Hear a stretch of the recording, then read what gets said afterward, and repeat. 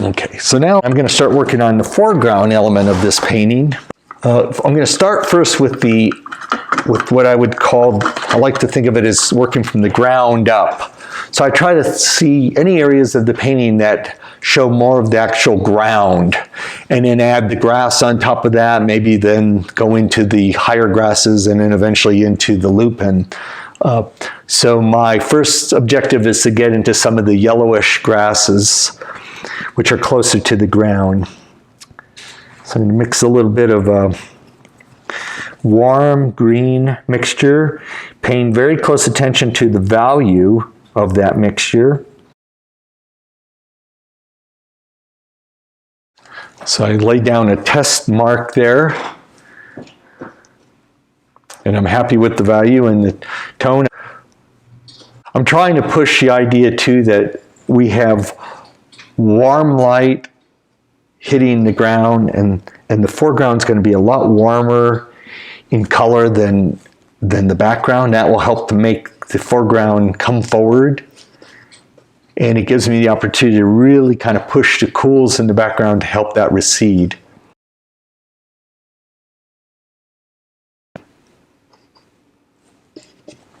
So with this approach, it's similar to what I was doing with the dark and the spots of blue. I'm just looking around to see where this warm note fits into the foreground, and putting sort of impressionistic mark-making spots of that particular color in that particular spot.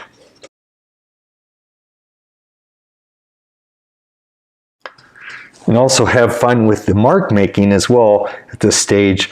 So each mark is, if I could show you here, you know, maybe big, little, long, short, up, horizontal. Give variety in the marks, just to create a little visual interest. Okay, now as we get some of the warm areas covered, let's start adding some of these nice bits of the green. It's a really nice, cool green. So I've added a bit of viridian to this mixture of cad yellow and yellow ochre, just to cool it off. So this is the first time I think I've used viridian in this painting at this point. Creates a really beautiful, rich green. Okay. I'm looking just at the bits of level ground, the grassy areas, and trying to just get some sense of the various colors that are there. Paying very close attention to value again, because that's going to help tell me that it's a flat line plane.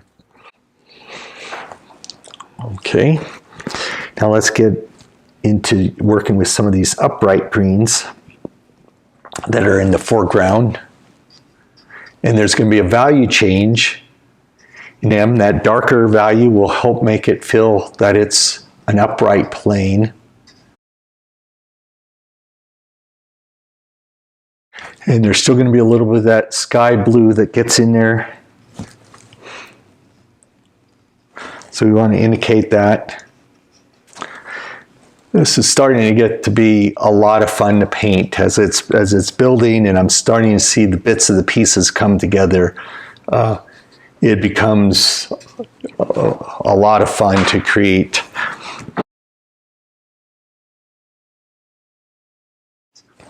So remember, with each mark, think of variety, just as we thought of the variety in the shapes of the trees. Even the small marks in the painting should have a lot of different varieties, both in terms of color, but in terms of the way the marks are going down. So at this stage, I'm just looking at the various dark upright shapes and just adding bits of color and value that will emulate those dark upright shapes.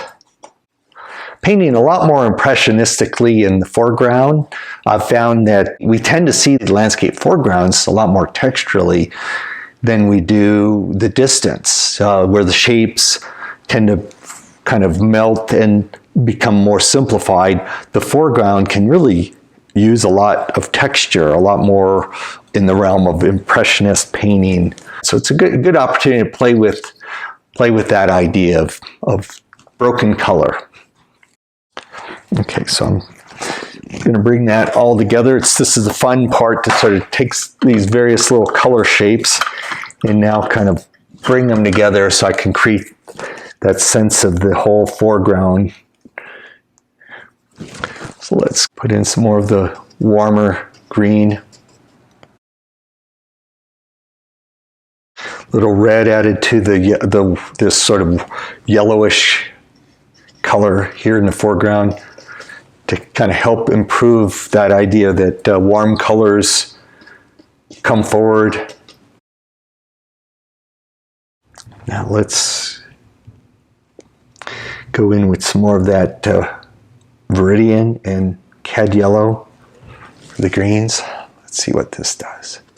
Sure is fun to put the stuff down, put the color down. Once you have a general kind of sense of confidence where the values are being placed in the correct values, it's fun to just start playing with the various marks and colors, because we know the values are working, so the colors you can kind of have fun with the mixtures of colors. Now at this stage too, you can start to see where those bits of violet color, hopefully the undertone, are starting to help to harmonize the painting as a whole. You're picking up some of the violets, and they're harmonizing with the violets in the upper parts of the painting, which creates a nice, essentially a harmony. It'd be hard to get otherwise. So I'm going to just step back now for a minute and take a big look at the piece from a distance, squint my eyes down to see if those various colors I laid down are not breaking the plane. Okay, so now I'm back in the ground area, looking at the ground plane again and looking at the darks, restating some of the darks that I initially saw. And I find I do this a lot. I just go back and forth, lay in the lights, then restate darks, restate the lights, is back and forth adjustment, just trying to get it to feel right, and to always to reorganize the shapes. Okay, so trying to bring these marks together so they start to have some sort of descriptive quality. And as I get closer to the center of interest, I can start thinking about the idea of describing one area of the painting. We typically will see an area, we can call it a focal point or center of interest, and we see it with a lot more clarity. As we look away from that area, things get more out of focus, more abstracted. We crave that focal point, we crave that area of visual explanation, but then in other areas we sort of enjoy the idea of abstraction. It's that idea of the focal point and how everything else gets abstract as it goes away from the focal point. Because at this point it's like, oh, you want to detail everything. And I'm always tempted to, but I also try to keep in the back of my mind that no, it's, if I'm staring at one thing, I don't see detail down here. I don't see it up there. I only see it here. So I can almost get away with something that abstract down here if I start to define more of this. Okay, I'm going to start to describe the area of the center of interest at this point. There's a nice cool shadow happening here. It's a cast shadow, so it's creating a nice bit of blue-green. So I want to indicate that temperature change there. It's one of the charming things about this spot of the painting. One reason that I wanted to paint it. I also like what happens with the color change in the lupin, how they go to a much richer violet color compared to the areas that are in sunlight, where it's a more lighter valued violet. So I want to take some of that blue-green, just move it around in other areas. This blue-green will also help to imply that idea of the sunlight and shadow and the coolness of shadow areas. Tend to be a cooler green color in this sort of greenish vegetation. And it also creates a little color harmony in the painting to kind of move that color around to different spots. So I like to do that too. Let this color bounce around the picture plane.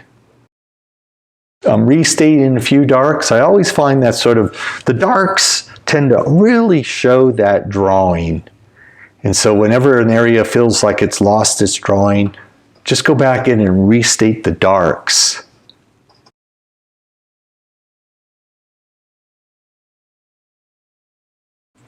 So now let's clean the brush up. We're going to clean a portion of the palette. And I'm going to save some of these mixtures because I find they'll be useful as I want to add bits of dark in other areas of the painting. So I want to save them in a little pile here. So I'm trying to save the color variety. So that was a cooler green. This is a warmer green. So I want to save this bit of warmer green here. Clean this surface off. Get ready for the thing I've been waiting for. The icing on the cake is adding those bits of lupin. Nice violet tone